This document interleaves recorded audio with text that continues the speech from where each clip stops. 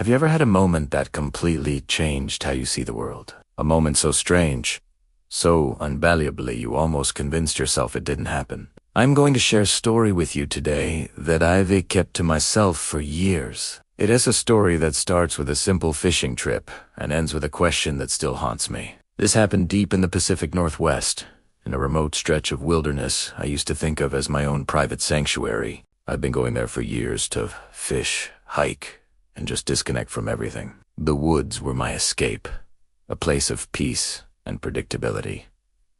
Or so I thought. It was late summer, the air was warm, and the river was running clear and cold. I'd found a perfect spot, a gentle bend in the river where the water pooled up, making it an ideal place for trout. The only sounds were the rush of the water, the chirping of birds, and the rustle of leaves in the breeze. I was completely alone, miles from the nearest road, and I felt that deep sense of calm you only get in true wilderness. I spent a few hours casting my line, lost in the rhythm of it all, feeling the sun on my back. It was absolute paradise. I wasn't having much luck with the fish, but honestly, I didn't even care. Just being there was enough. As the afternoon started to fade into early evening, I decided to pack it in. That's when I noticed it. Across the river, on the opposite bank, there was a flash of movement. At first I thought it was a deer or maybe a bear cub coming down for a drink. This area is full of wildlife, so it wasn't unusual. I froze, not wanting to startle it. I'm pretty good at identifying animals. I've been doing it my whole life, but what I saw wasn't a deer. It wasn't a bear. It was something else. It was small, maybe 3 or 4 feet tall, and covered in dark, matted hair. It was standing on 2 legs, peeking out from behind a massive fallen log. My first thought, logically, was that it must be a person, maybe a child who had wandered off. But the proportions were all wrong. The arms were too long for its body, and its movements were fluid and agile in a way that wasn't quite human. My heart started pounding in my chest. I slowly raised my binoculars, which were hanging around my neck, trying to keep my hands from shaking. As I brought the image into focus, my breath caught in my throat. What I was looking at was a face. It had large, dark eyes, incredibly expressive and filled with a kind of cautious curiosity. Its face wasn't completely covered in hair. The skin around the eyes and nose was visible, a dark, leathery texture. It had a flat nose and a wide, thin mouth. It looked like a primate, but nothing I'd ever seen in a zoo or a documentary. And it was watching me. It wasn't scared. It wasn't aggressive. It was just observing. The look in its eyes was intelligent. It knew I was there, and it was trying to figure out what I was. We stood there, locked in this silent standoff across the river for what felt like an eternity. But it was probably only a minute or 2. I was completely frozen, half terrified and half fascinated. Every rational part of my brain was screaming that this was impossible. Bigfoot, Sasquatch, these were just campfire stories, right? Legends. But what my eyes were seeing was undeniable. This was a living, breathing creature, and it looked like a juvenile. A baby Bigfoot. It tilted its head, a gesture so familiar, so human-like, that it sent a shiver down my spine. It was a gesture of pure curiosity. It was as if it was asking, "What are you?" And in that moment, I felt a strange connection to it, a sense of wonder that overshadowed my fear. Then, just as suddenly as it appeared, it was gone. There was a low, soft sound from deeper in the woods behind it. It wasn't a growl or a roar, more like a deep, throaty call. A contact call. The little creature glanced back into the trees, then looked at me one last time. Its expression changed, almost as if it was being told it was time to go. It then ducked back, behind the log, and I heard a faint rustling as it moved away through the dense underbrush. And that was it. Silence. The only sound was the river, flowing on as if nothing had happened. I stood there for a long time, my binoculars still pressed to my eyes, staring at the empty space behind the log.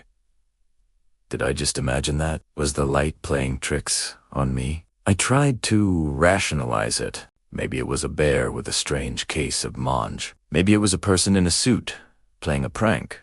though why would anyone come all the way out here for that? But the more I thought about it, the more I knew that what I saw was real. The details were too clear. The way it moved, the look in its eyes, the intelligent curiosity. You can't fake that. You can't mistake that. It was a young, non-human primate, living wild in the forests of North America. It was a baby Sasquatch. I slowly packed up my fishing gear, my hands still trembling. My mind was racing, trying to process the enormity of what I'd just witnessed. The world felt different now. Bigger, more mysterious. The woods I had always seen as familiar and safe suddenly held a secret, a very big secret. On the long hike back to my car, every shadow seemed to move. Every snap of a twig made me jump. But it wasn't a feeling of being hunted. It was a feeling of being watched. Not in a menacing way, but in a protective one. I had this overwhelming sense that the call I heard was from a parent, calling its child back to safety, away from the strange human by the river. It made me think about them not as monsters, but as a family, a hidden species, just trying to survive, avoiding us. It reframed the entire legend for me. These weren't beasts. They were beings, intelligent, elusive, and maybe, just maybe, they want to be left alone. I felt incredibly privileged, and also incredibly responsible. I never told anyone this story until now. Who would believe me? I'd be labeled as crazy, or a liar. I didn't have a photo. I didn't have a video. All I had was the memory, burned into my mind. I didn't even have a footprint, as the creature was on the other side of a fast-moving river. There was no physical evidence, just my testimony. And in a world that demands proof for everything, my experience meant nothing, but it meant everything to me.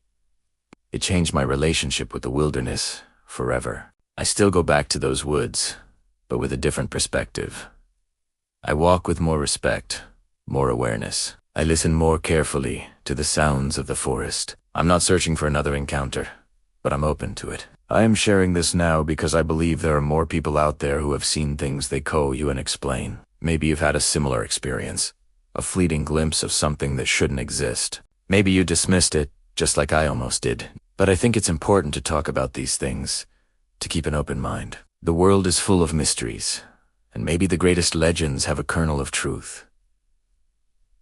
What I saw that day was not a monster. It was a child, watching a strange creature me from the safety of the riverbank. And in its eyes, I saw the same wonder and curiosity that I felt. We were just two different beings, sharing a brief, impossible moment in the vastness of the wild. What do you think? Have you ever experienced something you couldn't explain in the wilderness? Let me know your own stories in the comments below. I'd love to hear them. I think it's important we share these experiences, because the more we talk, the more we realize we're not alone in what we've seen. Thank you so much for listening to my story. It feels good to finally get it out there. If you enjoyed this, please consider liking the video and subscribing to the channel for more explorations into the unknown. Stay curious, stay open-minded, and I'll see you in the next one.